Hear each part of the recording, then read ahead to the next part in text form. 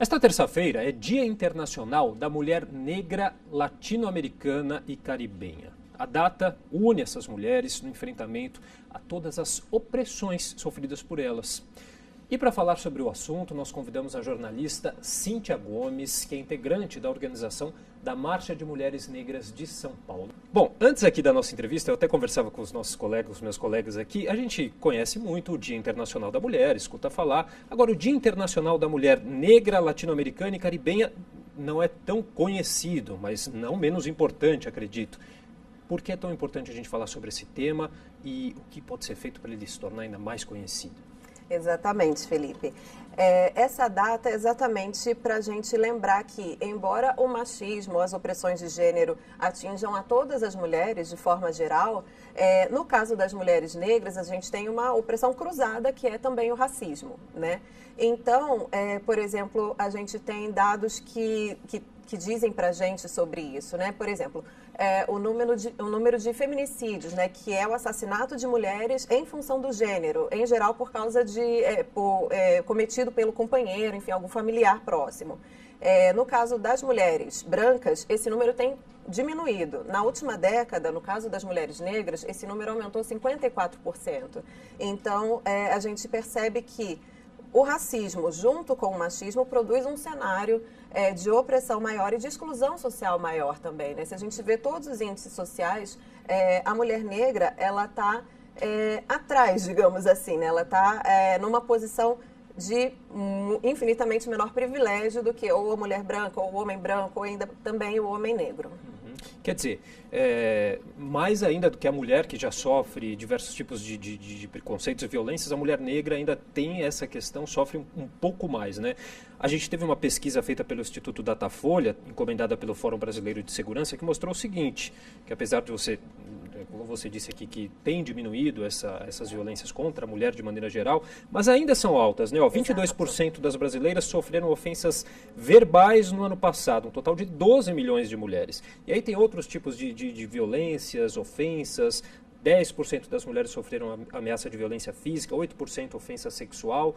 Enfim, e no caso da mulher negra, esses números, acredito, são maiores e vêm numa crescente, é isso? Ou não está decrescendo, como no caso das mulheres brancas? Exatamente, ele está nesse contrafluxo, né? Ele está aumentando. Tem um outro dado também que eu me lembrei agora, Felipe, que também é ilustrativo, né, disso que a gente está comentando. Na última década também, o encarceramento de mulheres, no geral, aumentou 500%. Sendo que dessas mulheres em privação de liberdade, 2/3 são mulheres negras. Então, embora a gente esteja há muito tempo já, né, nessa luta, tanto pela visibilidade dessas questões e dessas opressões, como também ativas, né, lutando contra isso em diversas organizações e diversos níveis também do poder e do governo, a melhora é muito lenta, né, como a gente observa quando a gente pega dados, né, para ficar bem palpável, né, bem concreta essa realidade, né? E o que é mais impactante, que esse dado, essa pesquisa também mostra, que na maioria aí as mulheres elas se calam, né? Elas não sei se por uma questão de aí medo, são várias questões envolvidas. Sim, Uhum. tem essa questão do medo e tem também a questão de que muitas mulheres não têm para onde ir ou se vão à delegacia da mulher, né, fazer essa queixa, né, registrar esse boletim de ocorrência contra o agressor, tem o fato de que ela vai na delegacia, às vezes não tem um pessoal preparado, né, para atendê-la. Ela já sofre também uma segunda agressão ali na recepção, né, de quem deveria acolhê-la e receber essa denúncia.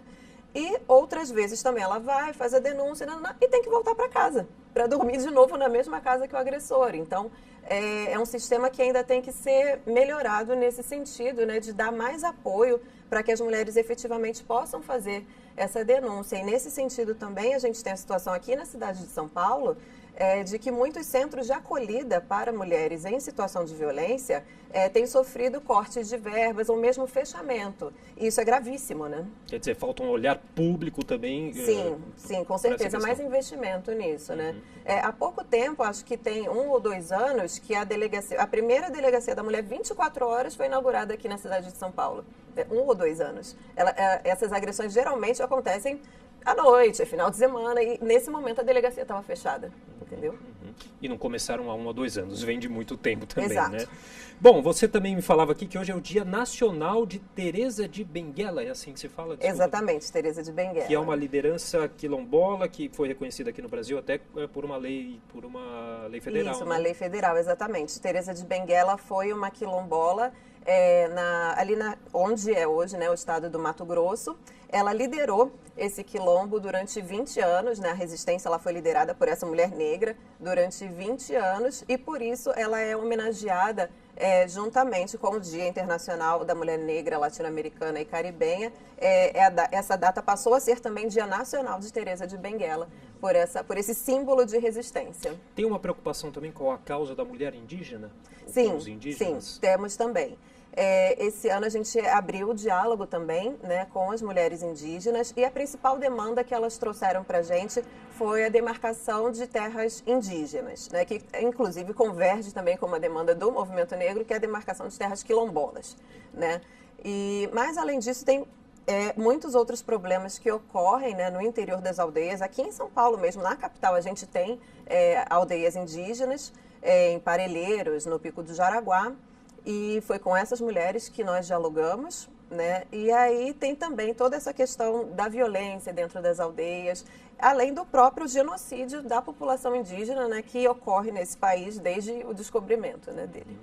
E eu vi que no ano passado foi elaborada aí algumas demandas, né, prioritárias das 49 milhões de negras e pardas brasileiras que foram consolidadas na Carta das Mulheres Negras de 2015. O que foi isso? Exatamente. Em 2015, nós fizemos uma marcha, a Marcha das Mulheres Negras em Brasília. Foi um movimento muito bem sucedido. Foram 50 mil mulheres negras de todas as regiões do país que marcharam em Brasília. Inclusive, houve confronto. Enfim, foi bem noticiado isso na época. E, a partir disso, nós definimos as linhas, né, os eixos prioritários da nossa luta, né, que aí são contra o machismo, o racismo, a lesbofobia, transfobia e principalmente pelo bem viver, que é o que a gente também traz esse ano, né, nessa data, e é isso que a gente reforça, que é exatamente a gente poder viver sem todas essas violências e opressões que nos atingem. E quais avanços que a gente pode dizer que vocês tiveram em relação à marcha do ano passado para cá? Você disse que teve confusão em Brasília, mas Exato. houve avanços? Olha, Felipe, nesse momento que a gente está vivendo, né, da nossa política, a gente não está considerando que teve avanço e sim retrocesso, né? E é contra isso que a gente está lutando também. Eu acho que os avanços que a gente pode registrar são mais assim de esforços das mulheres negras organizadas e institucionalizadas, enfim. Por exemplo, no campo da educação, né? A gente tem mais mulheres negras hoje nas universidades, porque a gente também tem mais estudantes negros nas universidades. Mas se você pega o recorte de gênero, a maioria são mulheres negras, entende? Então, são coisas que, apesar de ter tido, né, uma colaboração, sim, de políticas públicas, principalmente pelo sistema de cotas, mas também é muito da nossa luta, né, e do nosso esforço enquanto coletivo. Uma questão que me surgiu aqui, dá para traçar um perfil com essas mulheres negras mais prejudicadas, que sofrem mais violência por idade, ou condição socioeconômica? Então, quando a gente faz esse cruzamento que hoje em dia a gente chama de interseccionalidade, né? Quando você pega as várias interseções, né, nos grupos sociais, então, por exemplo, se você tem uma mulher negra, periférica, lésbica ou uma transexual, entendeu? Quando você vai cruzando esses fatores de preconceito e de opressão, sim, você chega nessa pessoa que sofre mais exclusão, né, na nossa sociedade de hoje.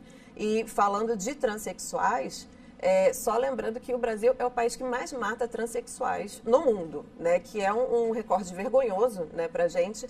E a gente também tem mulheres trans na nossa caminhada, e elas estão com a gente, e com certeza entre essas trans mortas, maioria negra também, entendeu? Então, quando você aplica as interseccionalidades, você sempre chega nesse recorte racial de gênero, e também o social, né, das periféricas, como maior agravante dessa situação. Quer dizer, tem uma preocupação, além da mulher negra, indígena, abrange outras questões também de violências, como você disse, dos LGBTs, que também, como você mesmo ressaltou aqui, é vergonhoso esse dado o Brasil aí está no topo desse ranking de violência contra os LGBTs.